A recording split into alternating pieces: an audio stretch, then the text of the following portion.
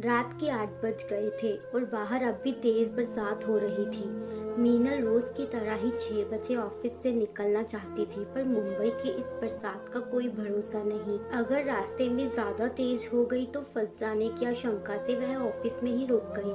पर अब तो 8 बज रहे थे। घर से बार बार माँ का फोन आ रहा था। अब जो भी हो देखा जाएगा, यह सोचकर वह ऑफिस से निकल पड़ी। गाड़ी ड्राइव करते समय कई बार बड़े बड़े गड्ढों का पता न चल पा रहा था। अभी ऑफिस से कुछ ही दूर गई थी कि गाड़ी गड्ढे में फंस गई। काफी कोशिश के बाद भी बाहर निकल ना पा रही थी। बाहर अंधेरा और तेज बारिश हो रही थी। इधर उधर नजर दौड़ाई। कुछ दूरी पर एक अपार्टमेंट नजर आया। अपने दुपट्टे से सिर को ढकते हुए वह गाड़ी को लॉक करके अपार्टमेंट के गेट पर पहुंची। एक छोटे से कमरे में एक वॉचमैन बैठा था। उसने आवाज लगाई तो वह बाहर आया और आश्चर्य से देखते हुए पूछा, मैडम आपको किसके घर जाना है? मीनल ने कहा, भैया मैं तो एक अनजान मुसाफिर हूँ। पास में मेरी गाड़ी गड्ढे में फंस गई है। बहुत कोशिश के बाद भी निकल नहीं रही। कृपया आप मेरी कुछ मदद कर सकते हैं? उसने कहा, चलिए मैं देखता हूँ। मीनल ने कहा, आपसे अकेले कुछ ना होगा, आप 2-3 जन को बुला लीजिए। वॉचमैन ने कहा, मैडम मुझे सेक्रेटरी साहब से बात करनी पड़ेगी। मीनल अब पूरी तरह भीग चुकी थी। वॉचमैन ने उसकी तरफ देखते हुए कहा, आप भी मेरे साथ सेक्रेटरी साहब के घर चलिए। मीनल के पास उसकी बात मानने के सिवा कोई चारा न था। दोनों सेक्रेटरी साहब के घर पहुंचे। दरवाजा खुलते ही आदित्य को सामने देख मीनल चौंक पड़ी।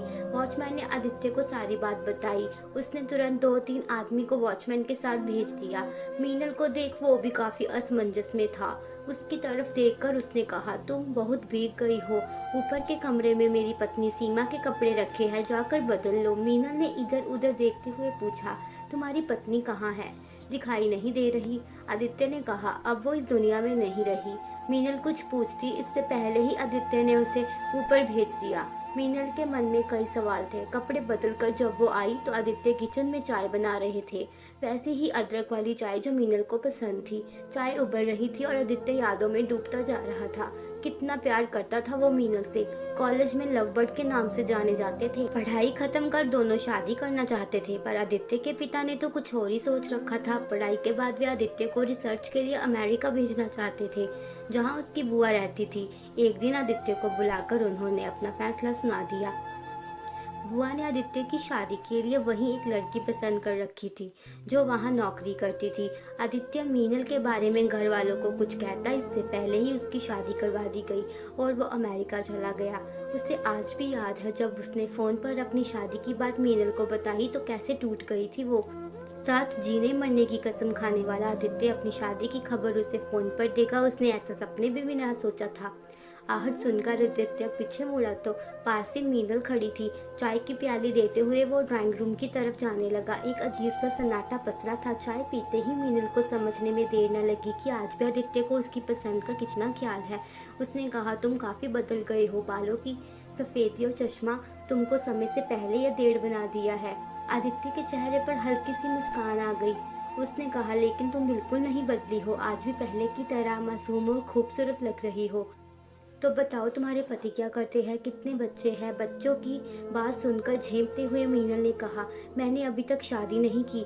जब तुमने अपनी शादी की बात बताई तो मैं बिल्कुल टूट गई थी। उस समय मेरी माँ ने मुझे सहारा दिया। जैसे तैसे मैंने अपने आप को संभाला और काम को ही अपनी जिंदगी का मकसद बना लिया।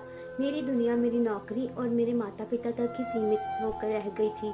माँ ने बहुत कोशिश की कि मैं शादी कर लूँ, पर मैंने तो तुम्हें ही। खैर जाने दो इन बातों को। तुम्हारी पत्नी सीमा के साथ क्या हुआ? आदित्य ने बताया, शादी के 1 साल बाद ही सीमा गर्भवती हो गई। घर में खुशी का माहौल था, पर डॉक्टर ने प्रेगनेंसी में बहुत ही कॉम्प्लिकेशन बताया था। मैं सीमा का बहुत ख्याल रखता था।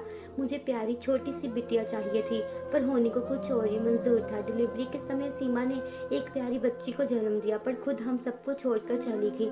मुझे कुछ समझ में नहीं आ रहा था। एक तरफ फूल सी प्यारी बेटी और दूसरी तरफ मेरी दुनिया ही उजड़ गई थी। अमेरिका के उस घर में सीमा की यादें जुड़ी थी। दिन भर तो मैं काम करता, पर सुनसान रात काटने को दौड़ती थी। मेरी बिटिया भी माँ के प्यार को तरसती थी। आखिर मैंने फैसला किया कि मैं वापस अपने देश लौट जाऊं।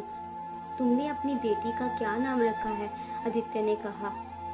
उसकी आंखें नीली झील जैसी गहरी है, इसलिए मैंने उसका नाम सुनैना रखा है और तुम भी।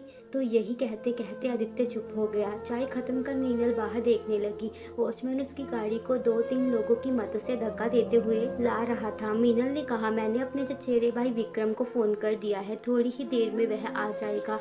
तुम्हें सेक्रेटरी के रूप में देखकर बड़ी खुशी हुई और तुमने मेरी इतनी मदद की, इसके लिए बहुत बहुत धन्यवाद। आदित्य को उसकी बातों में परायपन का एहसास होने लगा। उसने मीनल की तरफ देखते हुए कहा, जिंदगी के इस बाकी सफर में क्या हम साथ साथ चल सकते हैं? मीनल अनायास ही ऐसे प्रश्न के लिए बिल्कुल तैयार न थी। बाहर बारिश तेज हो रही थी और उसके अंदर तूफान उठ रहा था।